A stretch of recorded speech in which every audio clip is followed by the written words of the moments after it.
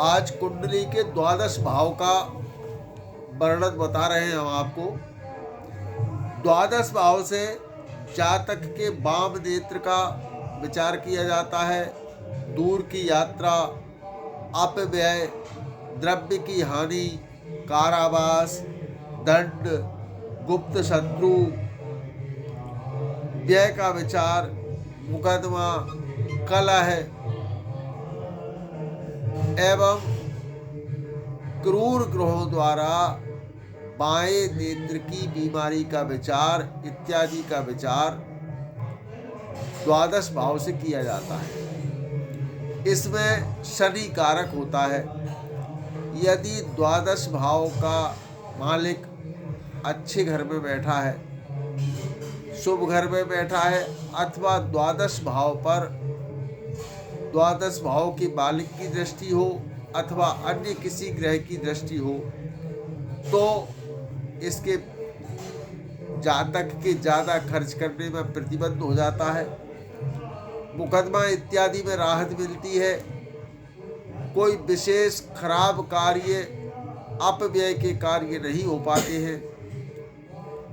यदि इसमें कोई क्रूर ग्रह बैठे हुए हैं, अथवा तो अशुभ ग्रहों की दृष्टि इस पर है, अथवा तो 12वें भाव का स्वामी यदि धन भाव में या लाभ भाव में बैठ जाता है, तो भी उस जातक के लिए कमी होती है, लाभ में भी कमी होती है और धन अर्जन करने में भी कमी आती है, क्योंकि 12वां व्यय का स्थान है। अगर किस व्यय के भाव को आप लाभ स्थान से मिलाएंगे अथवा तो धन से जोड़ देंगे, तो वो खर्च की ही स्थिति बनाएगा। साथ ही सूर्य, मंगल या राहु अथवा शुक्र इस तरह के ग्रह यदि 12वें भाव में बैठते हैं तो जातक के वाम नेत्र को प्रभावित करते हैं। बाएं नेत्र में कोई परेशानी होती है, पीड़ा होती है, अथवा तो उसकी नज़र में थोड़ी सी कमी आती है। इस भाव से छठे भाव का भी विचार किया जाता है, क्योंकि छठा भाव शत्रु का है और रोग का है और 12वां भाव व्यय का है।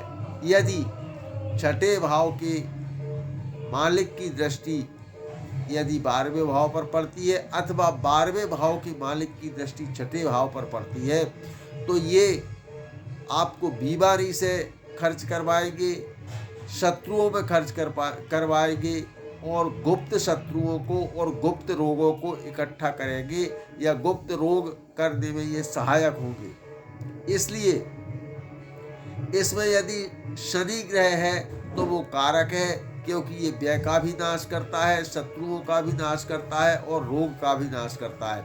इसलिए यदि द्वादश भाव पर शनि की दृष्टि है या द्वादश में शनि बैठा हुआ है या द्वादश में से शनि संबंध रखता है, तो भी ये इस भाव के लिए कारक होगा।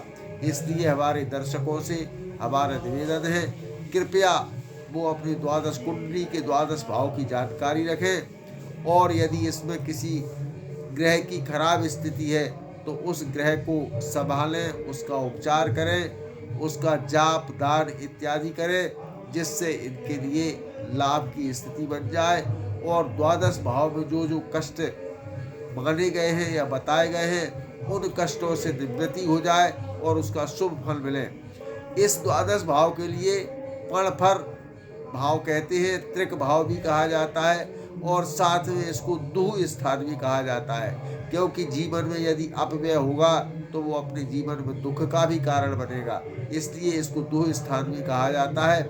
इसलिए हमारे दर्शकों से हमारा निवेदन है, कृपया द्वादश भाव के मालिक की जानकारी रखें, उसकी स्थिति को समझें और यदि खराब स्थिति में है तो उसका उपचार करें और इससे संबंधित लाभ को प्राप्त करें।